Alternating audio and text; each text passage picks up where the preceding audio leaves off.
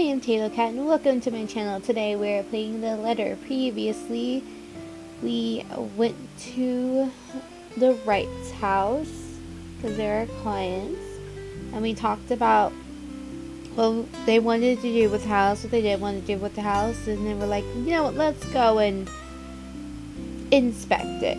And so we did, and poor Hansi has to go on foot like 40 acres to inspect things around the building for security, I guess.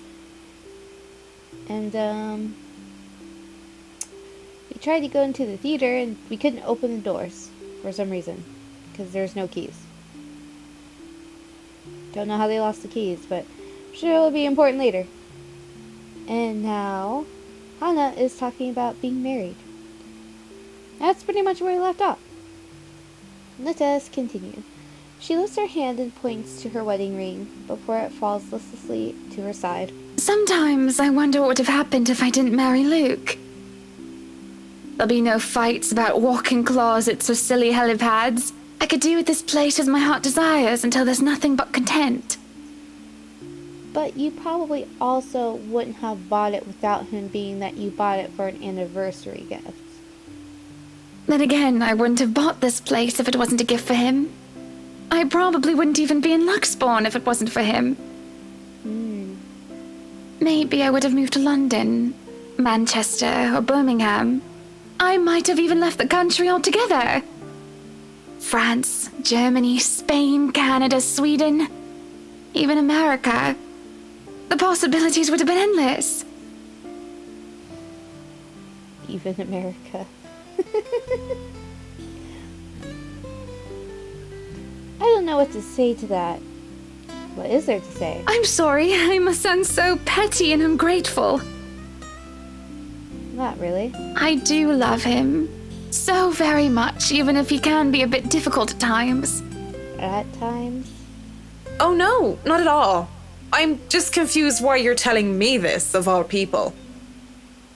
Just a whim, I think. Just flights of fancy, that's all. This looks... Her arm is doing a really uncomfortable thing right here. It's very distracting. Like, it cannot be comfortable. It looks like somebody is trying to manhandle her. Like an invisible person just yanked her arm in the wrong direction. Don't you ever think about one decision you've made in your life and wonder how much would change if you chose to do things differently? Nope. I try not to dwell on the past, ma'am. The key word is try, of course. Thinking of the past brings up too many ghosts. Fake ones, of course, not literal ghosts, because those haven't really appeared too much yet for her. Memories of her. Her who? And I do wonder what would change if I just said yes when she asked for me. Are we actually going to delve into, you know, what her is, who her is, what happened to her? Maybe she'd still be with me. I return to the present, just like I said. I try not to dwell on the past. Why don't you decide on your own? You must have been quite the pair. Like, why is that a thing?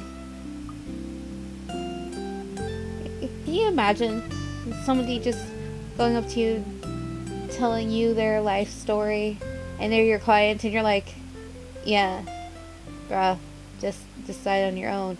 Okay, back to business. Like, no, that can't go over very well. You must have been. You must have been quite the pair, Mrs. Wright. Oh, she likes us more.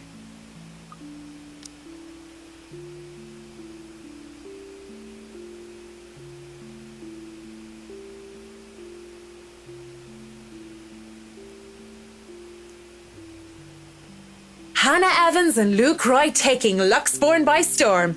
At least, that's what I've heard.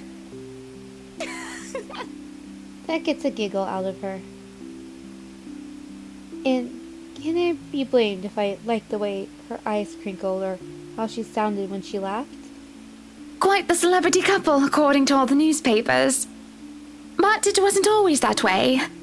Father certainly didn't approve of him at first. Why, he told me to stay away from him. Told me that I was too good for him. Okay, so they did meet before her parents passed away and she had the inheritance. Okay, that makes it less sketchy. That's the usual overprotective dad speak, though. But of course you know that. I don't. Why would she say that? She doesn't know our circumstances. I was too busy keeping my grades up at a boarding school to maintain my scholarship. Never mind the fact that I went to an all-girls boarding school, so father never had any reason to fuss over boys trying to date his little girl. And what did you tell him? Considering you are Mrs. Right now, you or the mister must have convinced him otherwise. Yes, well, I told him I was my own woman and I could decide who was deserving of me or not on my own. Thank you very much. I'm a strong, independent woman. That never stopped him from making sure Luke couldn't get anywhere near me without an escort and a guard anyway. Yeah, I thought that's how it would go. You can't really go, I'm strong and independent, and work at your dad's company and probably live in your dad's house and probably have a lot of your dad's money. It doesn't work that way. Though he certainly wasn't that overprotective when I was dating Jack. Do I remember her talking about a Jack? Maybe your father considered this Jack a more capable man? I doubt it. Jacqueline was nowhere close to being any sort of a role model when we were in college. She was rebellious, reckless, and immature. Everything I wasn't.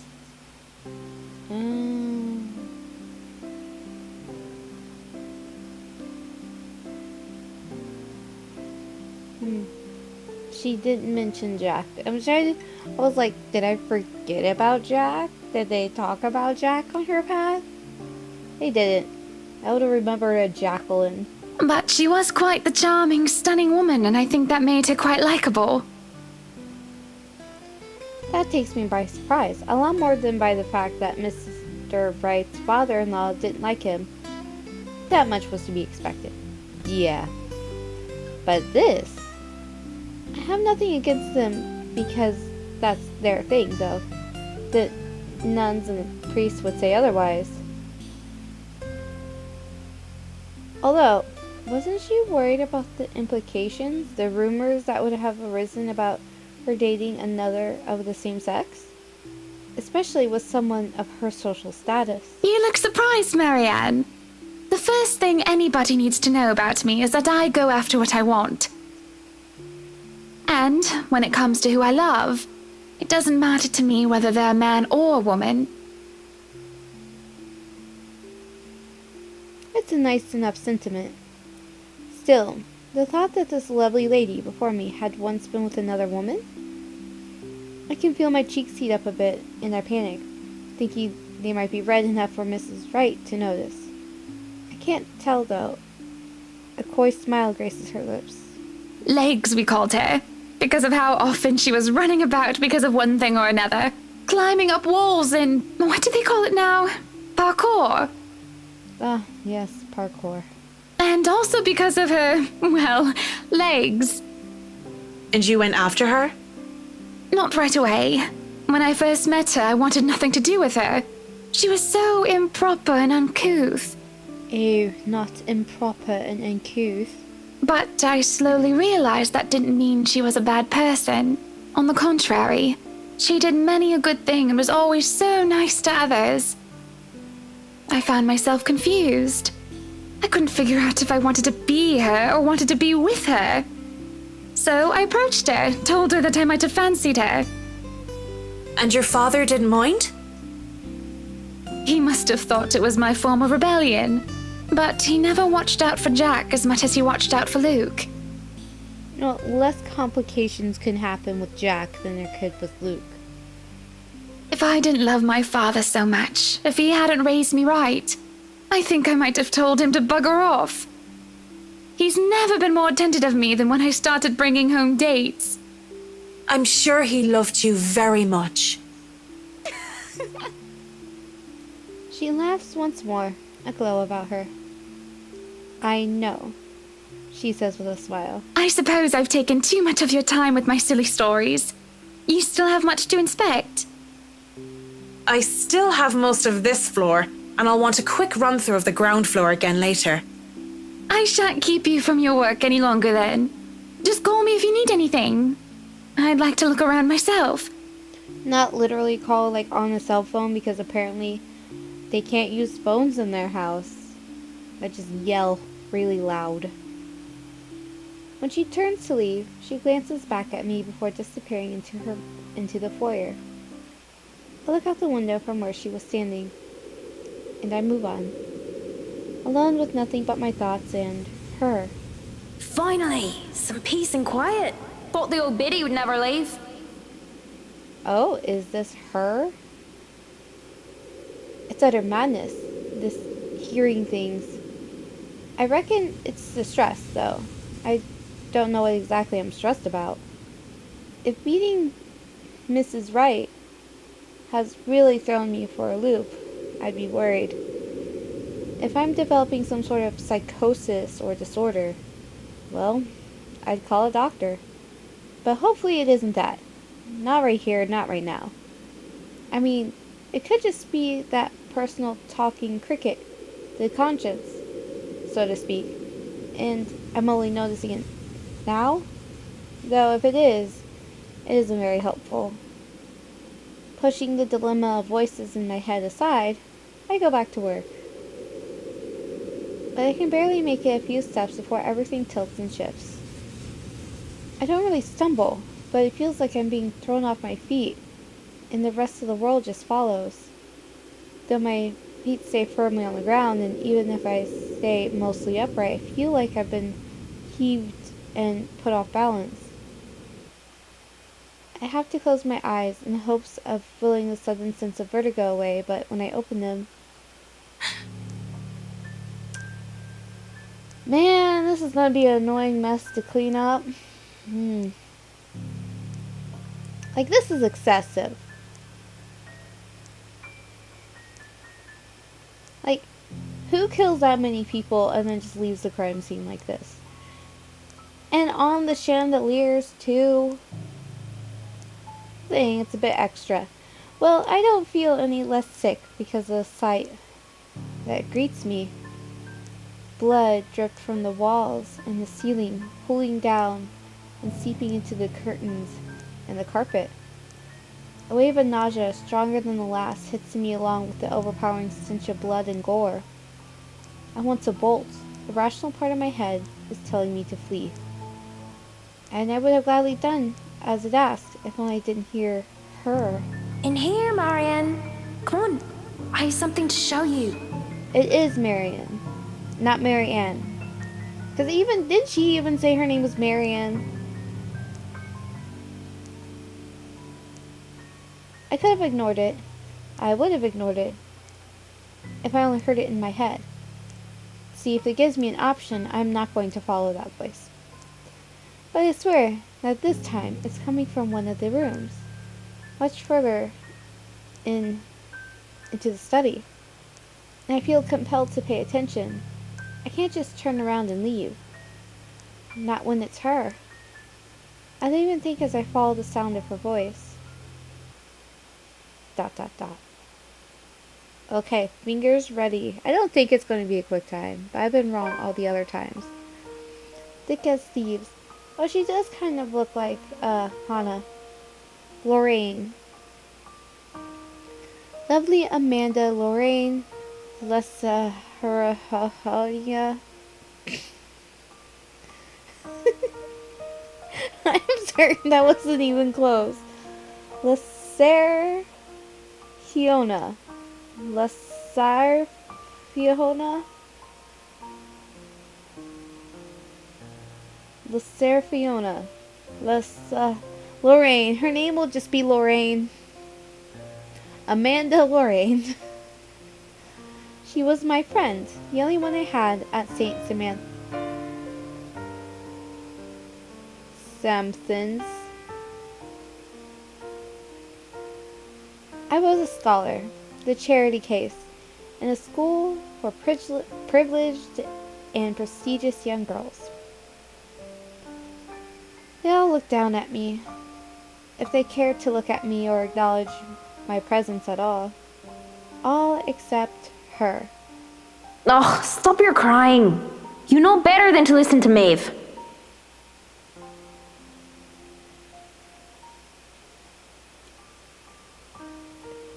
Maeve? There's like some extra letters in there. Why, I ought to teach that butterface a lesson. Wait, no, lass! I don't want you getting into trouble with the sisters again! Relax. It's not like I'm going to stomp her and her lackey's arses flat like last time. Come on, let's just go back to our dorm room. I don't want to be on my Tobler while you go get yourself punished. What's a toddler? You'll be fine. Gip's there with you. Lorraine was there when I needed her, through my highs and lows. Having her as a friend made being in a strange school away from my father all the more tolerable. She saw the poor, helpless girl who was kept down and shunned by everyone else, and being the kind soul that she was, she rescued me. So brave, so beautiful. She was something else. I'll eat all the chocolates stashed away in your closet if you go. Not all the chocolate. I can get more. Just don't go complaining to me if you get a tummy ache because of that. Well, you don't want to get detention on a weekend, do you? It's a Friday. We can go to town and have some karaoke. And we can have a go at druids and demons again. Is Druids and Demons like Dungeons and Dragons, so still technically D&D, but not copyrighted? You're not going to miss that just because of Maeve, are you?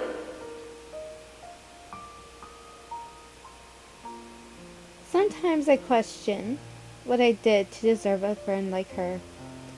In the darkest corners of my mind, where treacherous thoughts lurked, I thought that she only felt sorry for me. Maybe she was just being a good Samaritan, offering a helping hand. And perhaps I had been too selfish to return the favor. You have a point. I'll just kick her arse on Monday then. Okay, so she's still going to get her arse kicked, but we're going to delay it. Gotcha. That's not what I mean! I know what you mean, Em. Wait, where are you going? You just told me you wouldn't cause trouble. I thought she just said she wasn't going to kick someone's arse. I still have something to do. Don't worry, it's not like I'm going to burn down her dorm room or something criminal like that. I'm just going to talk to her. Maybe I'll make it so that her room smells like a dog's air biscuit.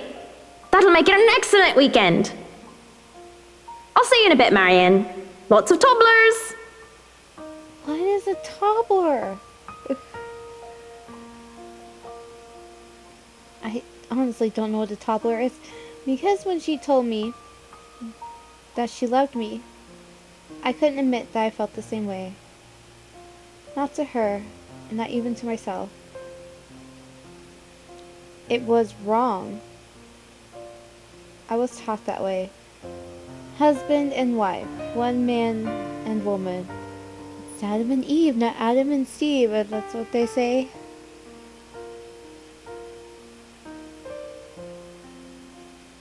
Unclean, impure. I prayed for her and for our sins and for salvation. I wanted to apologize for disregarding her feelings so callously. It must have been like a slap to the face for her. But life had gotten in the way. Exams, which were trivial in hindsight now, took top priority. I had to keep my grades up to keep my scholarship for my father.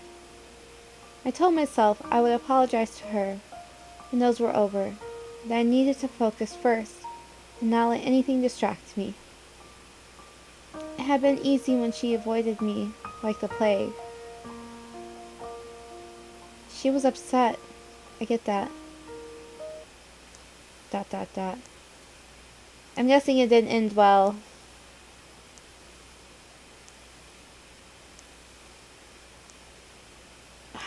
Even in here. All over the books, that's gonna sting. Such a mess.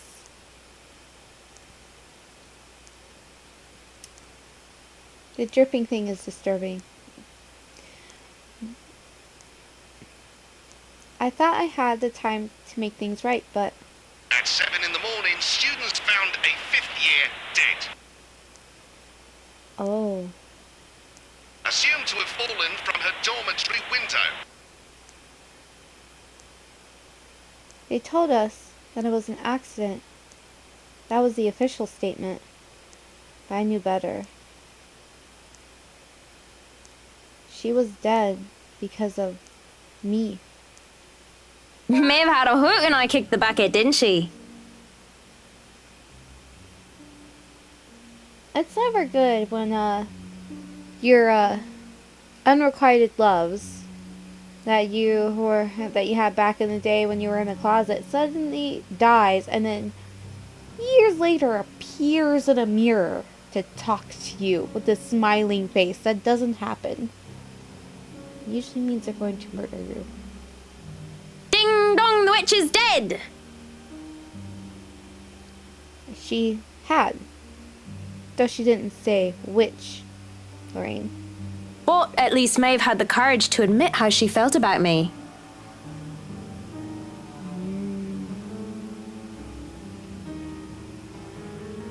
I don't even know how long I've been stuck here in a trance. Can't be mad at people who are in the closet. They just don't have the... It's just not the right time for them to come out yet. Let them come out on their own. In the mirror, Lorraine smiles at me. She's as beautiful as I remember her. But then... Oh.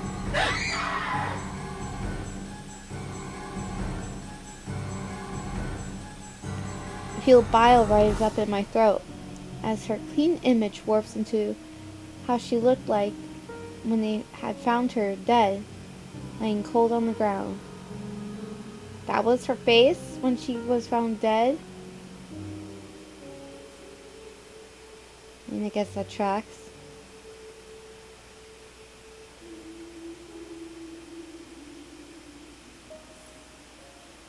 Good Saint Dimphna? I don't know. Dimphna? Great wonder worker, in every affliction of mind and body, help me. I'm seeing things, hearing things. Am I going completely insane? Looking everywhere but at her, I hope and pray that it is enough to will whatever this is to go away. It doesn't even immediately register in my head that I can just leave. You, on the other hand, can't even look me in the eye. This isn't real. You're not... You're dead! I'm dead. Because of you. And you won't even look at me. Look at me. My breathing quickens, and I can feel my heart beating, torn apart by her words. I'm so sorry, Lorraine. Look at me! I can't take it, because she's right. It was my fault. The least I can do is look at what I've done. Lorraine, broken and bleeding, looks at me with such hate-filled eyes. An unnatural smile stretches across her face, and I can only see malice in it. That is not a smile. That looks like a... Then she lunges as the mirror ripples around her form, the glass parting like water's surface for her. She grips my shoulders, and I can feel her nails digging deep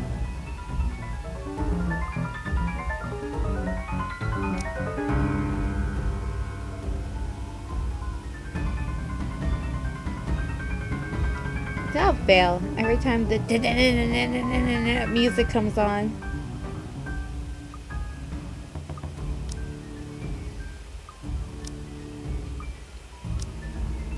She grips my shoulders, and I can feel her nails dig deep, sharp, even through the fabric of my clothes. There you are. Am I supposed to push A or D? D! Okay. You're coming with me. Yeah, I am, because I had no idea what was... It's a tap, too. I am so bad at these games. Okay.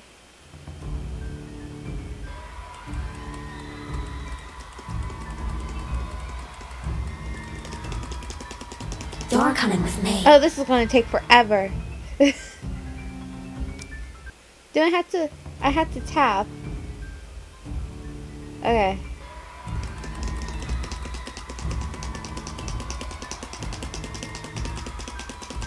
You're coming with me. I'm aware I can skip this, but it's a matter of pride. I wonder if this would be easier if I had, like... Oh no! I pushed the wrong button! It's the full screen.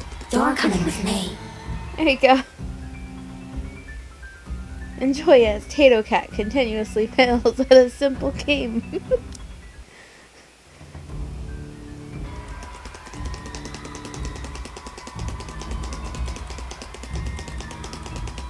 Oh You're my! coming with me. Oh, so close.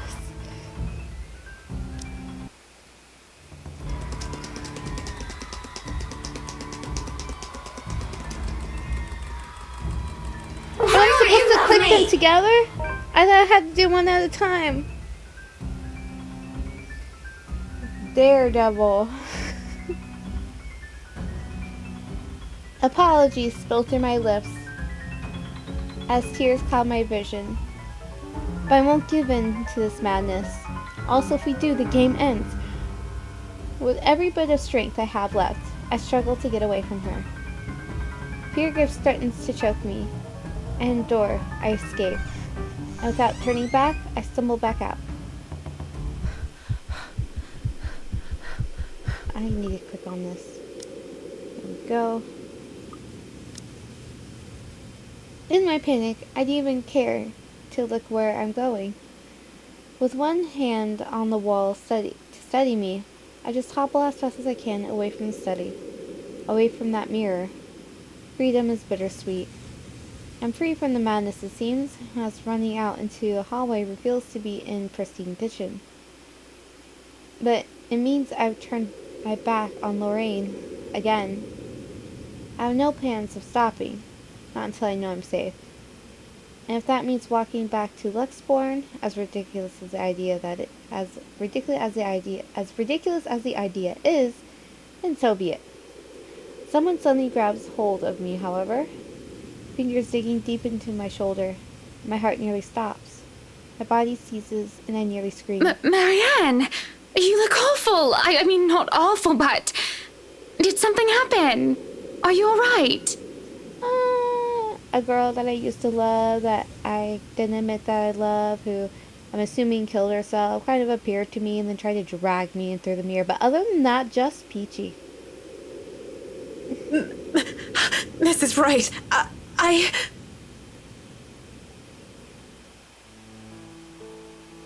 Aw, Snuggles. Without thinking, I sought comfort, seeing that it wasn't her. It's a sudden impulse thing to do, and had I been in better condition, I wouldn't even dare of doing such a thing. But I didn't know what else to do.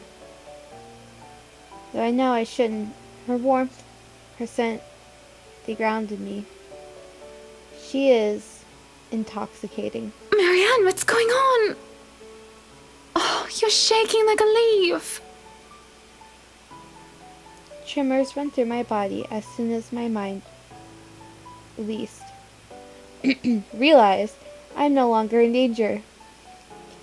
I wanted to cry, scream about what I've seen, but like a scared child, I couldn't control myself.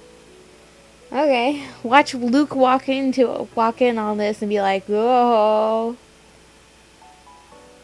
Mint is getting frisky," or something like that. See you next time. If you haven't already, like, comment, subscribe. Have a wonderful morning, evening, afternoon,